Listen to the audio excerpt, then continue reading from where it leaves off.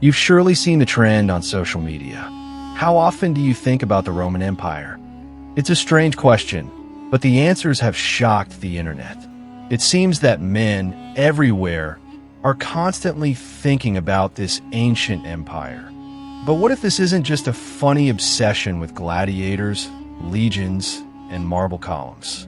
What if behind it there's a deep, subconscious voice, a silent fear we are all feeling? What if thinking about the Roman Empire is actually about thinking about our own future? In school books and Hollywood movies, we're told one story.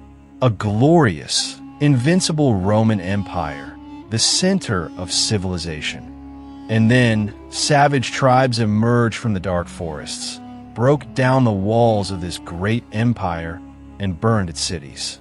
We are taught that Rome was destroyed by an external attack. But this story is, at best, incomplete. The reality is far more terrifying because Rome wasn't murdered.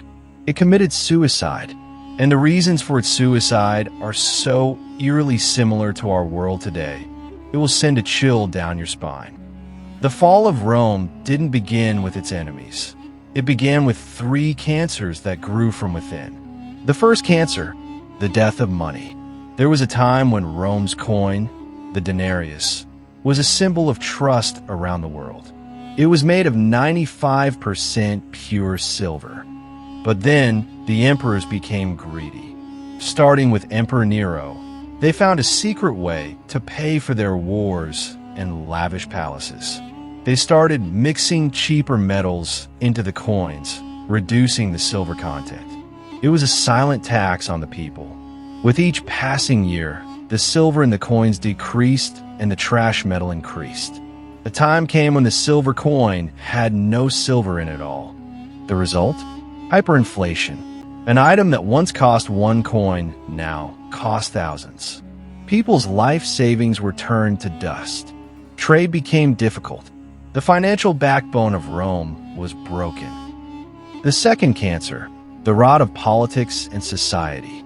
As the money weakened, politics became a blood sport. Emperors were no longer made by law, but by the sword. In a single year, 4 different emperors were murdered and replaced. The Senate had no respect. Corruption became common. The gap between the rich and the poor grew so wide that they became 2 separate worlds. To distract the public from the real problems, the rulers used bread and circuses. Give the people cheap or free grain, and show them bloody gladiator fights in the Colosseum, so they don't ask why their future is being destroyed. The elite class was drowning in luxury, drinking water from lead pipes, which was slowly making them mentally and physically weak. Society had become hollow from the inside.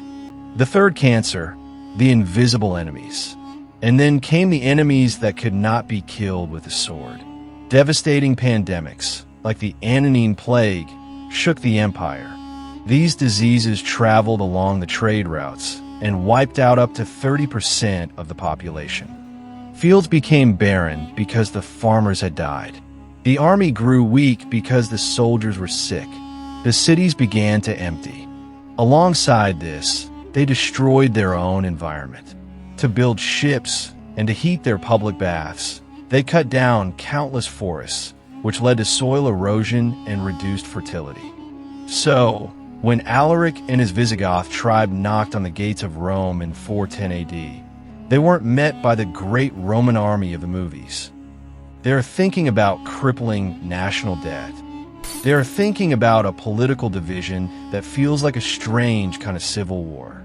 They are thinking about a society that is drowning in entertainment while the real problems get worse.